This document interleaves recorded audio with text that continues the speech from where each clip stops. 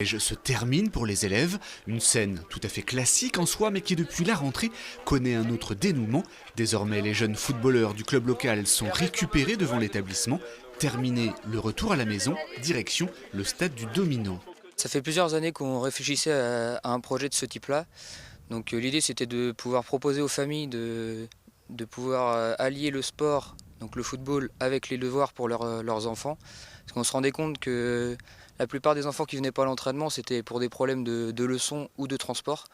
Et donc là l'idée, au bout de plusieurs années à y réfléchir, c'était de pouvoir apporter quelque chose qui permette aux familles d'avoir les solutions pour ça, donc pour le transport et pour les devoirs, et qui leur permettent de continuer à jouer au foot et de pouvoir intensifier leur pratique, donc en s'entraînant maintenant 3 fois par semaine s'ils le souhaitent, en U13 et en U15, donc les quatre années de collège nous, qui correspondent à ces catégories-là. Ainsi, à la rentrée de septembre, est née l'académie de football de l'AS Saint-Hilaire-Villers-Saint-Paul, un dispositif mis en place notamment grâce au soutien des 2 collèges du territoire. C'est le club de foot de Saint-Hilaire qui est venu me solliciter en m'expliquant qu'ils avaient remarqué que leurs joueurs, qui sont aussi nos élèves, avaient des difficultés à allier à la fois la pratique sportive, le fait d'arriver à l'heure pour l'entraînement, et en même temps faire leurs devoirs à la maison. Puisque bien sûr, ils quittent l'établissement vers 17h, le temps qu'ils prennent le car, qu'ils arrivent chez eux, qu'ils prennent le goûter, qu'ils fassent leurs devoirs. Ensuite, il fallait qu'ils enchaînent sur l'entraînement. Et bien, tout ça, ça faisait un timing un petit peu trop serré. Et c'est pour ça qu'ils ont proposé ce système d'académie. 35 enfants sont aujourd'hui inscrits dans cette académie, fonctionnelle les lundis, mardis et jeudis. Le dispositif lui repose sur un salarié, un emploi civique et des bénévoles. Il y a Pierre qui est notre salarié. Il est aidé par Léo Charrier qui est notre emploi civique. Et puis il y a des parents qui viennent aussi, des parents qui sont professeurs.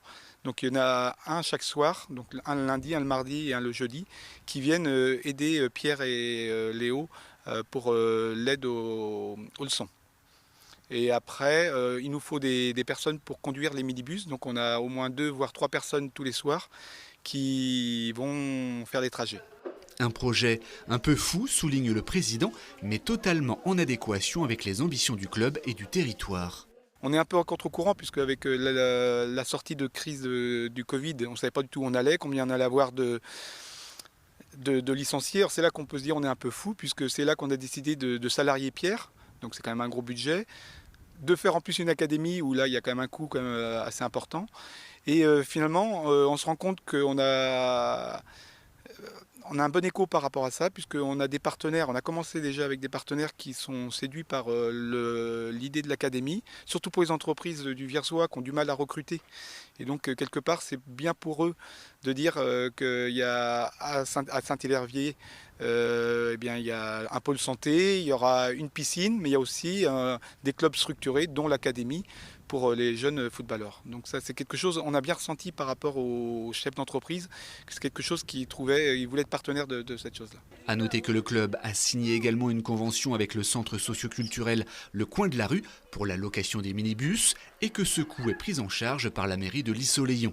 Maintenant, le projet lancé, à lui de s'inscrire dans le temps, notamment sur le plan sportif. Son instigateur, Pierre, l'a bien imaginé sur le long terme. Nous l'idée, oui, effectivement, c'est aussi de passer à 3 entraînements par semaine sur ces catégories-là qui sont pour nous les catégories essentielles des apprentissages. Donc ça, nous l'idée, c'est l'objectif de pouvoir atteindre le niveau régional dans les années à venir en jeunes, donc surtout en U15, parce qu'il n'y en a pas forcément en U13.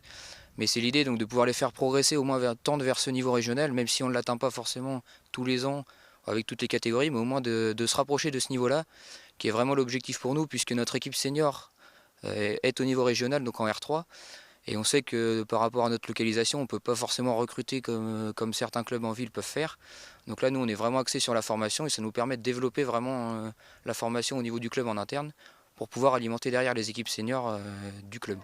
A noter enfin que le club n'a plus d'équipe jeune en région depuis plus de 10 ans.